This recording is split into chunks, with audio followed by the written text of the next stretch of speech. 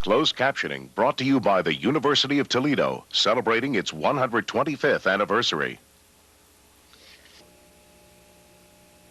You're watching 13 Action News now.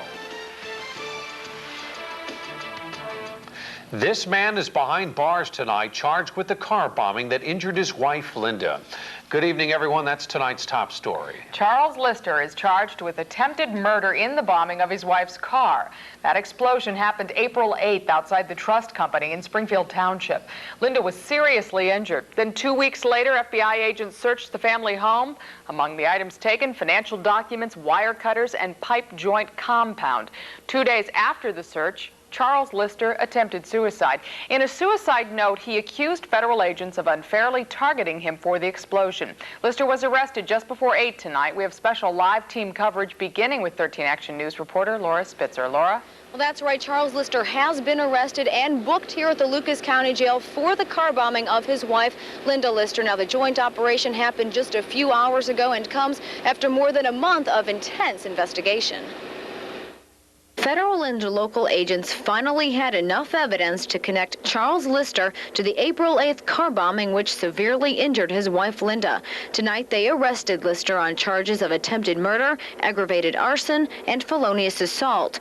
Lister was picked up as he was leaving the Medical College Hospital. He had been visiting his wife, who is still recovering from her burns and amputated foot. At the time of arrest, he offered no resistance. He made no statements to us. There was no problems at all during the arrest. Authorities say they still can't comment much on the investigation, but will say much of the evidence that led up to tonight's arrest came from the search conducted at the Lister's home a few weeks ago.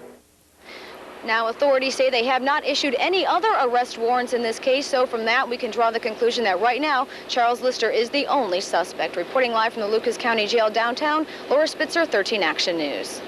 And this arrest didn't come as a total surprise to the victim in this case, Linda Lister. That's according to her attorney. 13 Action News reporter Bill Graffin continues our team coverage. Bill? Well, we just spoke with attorney Alan Kirshner less than an hour ago. He tells us Linda actually saw her husband get arrested tonight outside her hospital window. Kirshner says he talked to Mrs. Lister on the phone tonight. He described her mood as full of emotion, but at the same time he says she was at a loss for words. Basically just leave CJ alone. Well, there was a good possibility it was coming. She was aware there was a strong possibility. And so while she had hoped it didn't happen, it didn't come as a total surprise. Kirshner says Linda Lister will be making a statement to the media as soon as she's ready physically and emotionally. He says right now she's just concentrating on her physical therapy so she can get home to the couple's only son, who's only 2 years old. Reporting live, I'm Bill Graffin for 13 Action News. Charles Lister is scheduled to appear in court on Thursday. That's when he'll be arraigned. As Bill just mentioned, Linda is undergoing rehabilitation therapy at the Medical College Hospital. Doctors do say her prognosis is good.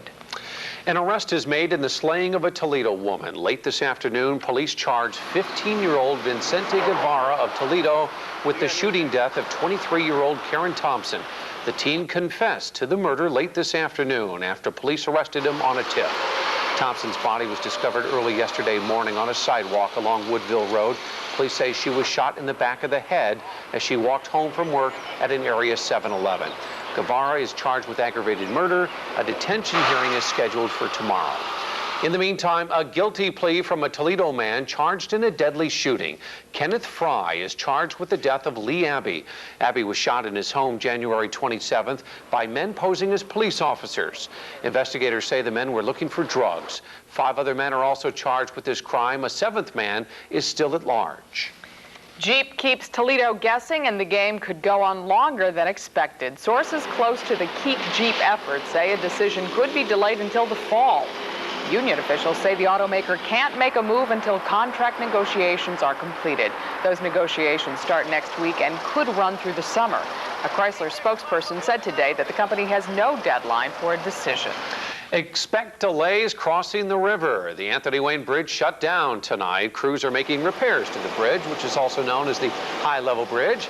The bridge is expected to reopen May 21st. Now, to get across the river, you're going to have to take either I-75 or the King Bridge. Investigators are still trying to figure out what caused a train-car collision early this morning. It happened at about 2:15 in East Toledo at Payne and Woodford. The driver of the car, 31-year-old Daniel Dudas, is listed in critical condition tonight at St. Vincent Mercy Medical Center. Officers don't think that alcohol was a factor. An 18-year-old accused of killing Bill Cosby's only son says he didn't do it. Mikhail Markasev pleaded innocent to murder at an arraignment today in Los Angeles. Markasev is charged with attempted robbery and murder with special circumstances. The prosecution could seek the death penalty.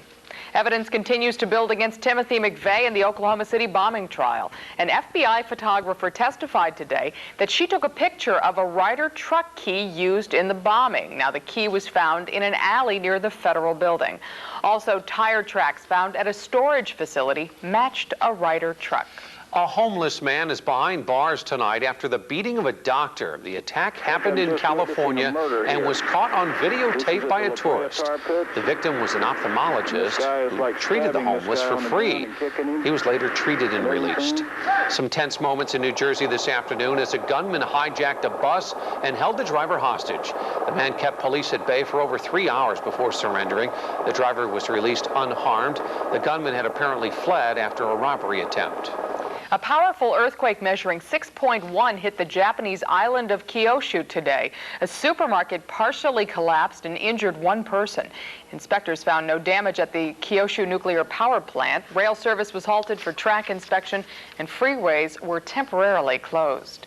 And relief efforts are underway in Iran after Saturday's earthquake that killed thousands. Soldiers moved bodies onto stretchers in preparation for mass burials. Plane loads of tents, blankets, and food has been arriving from neighboring countries. Well, more dramatic video of a tornado in Miami. Amateur photographers caught the twister on tape. See it next in tonight's Weather Spotlight. Plus, a family sorrow and joy as the death of their son helps the life of another. Looks like conditions will be getting colder before they actually get warmer. Your forecast is next.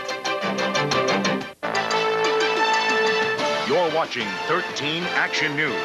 Now, the team you depend on. Diane Larson, Greg Johans, meteorologist Stan Stachak with your first alert forecast, and Jeff Blanzy with sports. This is 13 Action News at 11.